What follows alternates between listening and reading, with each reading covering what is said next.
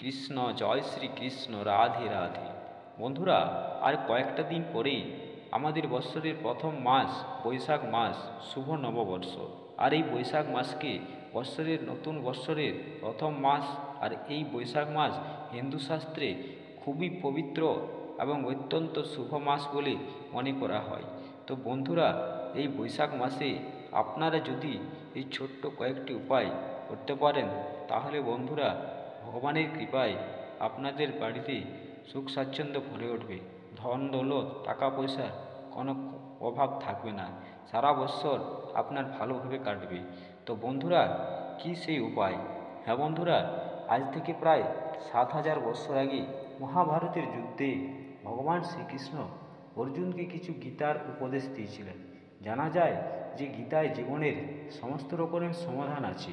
আর গীতায় বলা শ্রীকৃষ্ণের বাণী আজও জীবনে এগিয়ে যাওয়ার অনুপ্রেরণা যোগায়। তাই বন্ধুরা, জীবনে কোনো সমস্যার সমাধান পেতে এবং জীবনে সফলতা পাওয়ার জন্য গীতার কিছু কথা আমাদের মনে রাখা দরকার, বা গীতার কিছু উপদেশ মেনে চলা উচিত। শ্রীমদ্ ভাগবত গীতা এমন এক গ্রন্থ যা মানুষকে বাঁচার সঠিক পথ বলে দেয়। আর ভগবান স্বয়ং শ্রীকৃষ্ণ গীতায় এই কথা বলে গেছেন। হ্যাঁ বন্ধুরা, তাহলে এই শাস্ত্রের মহাভারতের যুদ্ধে ভগবান শ্রীকৃষ্ণ অর্জুনকে গীতার উপদেশে যে কথা বলে গিয়েছিলেন, সেই কথা আজ আমি আপনাদের এই ছোট্ট ভিডিওতে তুলে ধরব। বন্ধুরা, ভিডিওটি স্কিপ করবেন না। এই গুরুত্বপূর্ণ তথ্য জানার জন্য সম্পূর্ণ ভিডিওটিকে অবশ্যই আপনাকে দেখতে হবে। সম্পূর্ণ ভিডিওটি দেখে আপনি খুবই লাভবান হবেন। তাই চলুন বন্ধু, হোম রেভিনিউ চ্যানেলের পক্ষ থেকে আপনাদেরকে স্বাগত জানিয়ে, ভগবান শ্রীকৃষ্ণকে প্রণাম জানিয়ে আমার ভিডিওর মূল বিষয় শুরু করছি। তো ভগবান শ্রীকৃষ্ণ গীতায় উল্লেখ করে গেছেন যে অসুস্থ গাছ, এই অসুস্থ গাছ ভগবান বলেছেন যে হে অর্জুন, অসুস্থ গাছ আমারই স্বরূপ। এই অসুস্থ গাছের যিনি পুজো করবেন বা অসুস্থ গাছের যিনি সেবা করবেন, তিনি আমার স্বরূপ, তিনি আমারই পুজো করবেন। এই গাছে স্বয়ং মহাদেব বাস করেন, স্বয়ং নারায়ণ বাস করেন, স্বয়ং শ্রীকৃষ্ণ বাস করেন। এই অসুস্থ গাছে 33 কোটি দেবী দেবতার বাস। তাই বন্ধুরা, অসুস্থ গাছকে শাস্ত্রে খুব উল্লেখ আছে। আর এই অসুস্থ গাছের এই উপায়, শ্রীকৃষ্ণের বলা এই উপায়গুলি যদি আপনারা 1টি মাস করতে পারেন, তাহলে বন্ধু আপনার সারা বৎসর কোনো কিছুর অভাব হবে না। আর কয়েকটি উপায় আছে যেগুলো যদি আপনি করেন, তাহলে আপনার জীবনে নেমে আসবে অন্ধকার। তাহলে চলুন, কি সেই উপায়, কিভাবে আপনি অসুস্থ গাছের সেবা করবেন। বন্ধুরা, এই গাছ বাস্তুশাস্ত্র মতে কেউ যদি কোনো জলাশয় বা পুকুর পাড়ে লাগায়, তাহলে আপনার খুব মঙ্গল হবে, হাজারো যজ্ঞের ফল তিনি প্রাপ্ত করবেন।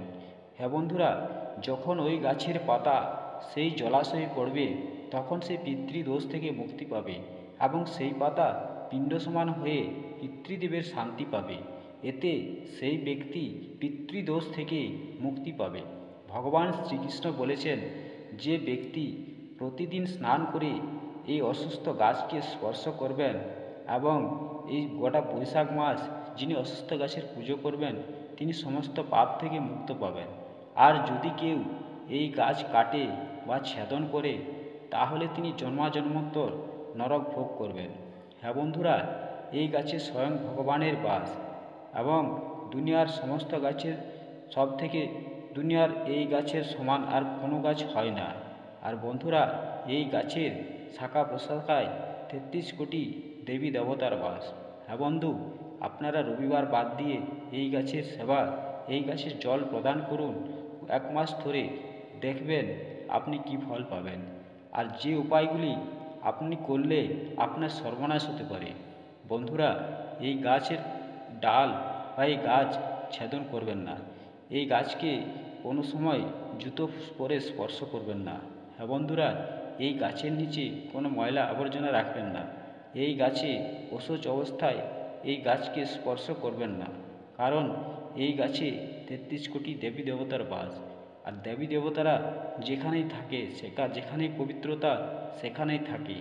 তো বন্ধুরা, জয় শ্রীকৃষ্ণ বলে এখানেই আমার ভিডিওটি শেষ করছি। ভিডিওটি ভালো লাগলে অবশ্যই একটা লাইক করবেন, কমেন্টে জয় শ্রীকৃষ্ণ লিখতে ভুলবেন না। আর আপনি যদি নতুন হয়ে থাকেন চ্যানেলটিকে অতি অবশ্যই সাবস্ক্রাইব করতে ভুলবেন না। এই ধরনের গুরুত্বপূর্ণ তথ্য আমার চ্যানেলে প্রতিনিয়ত আপনারা পেয়ে যাবেন। সবাই ভালো থাকুন, সুস্থ থাকুন, ধন্যবাদ।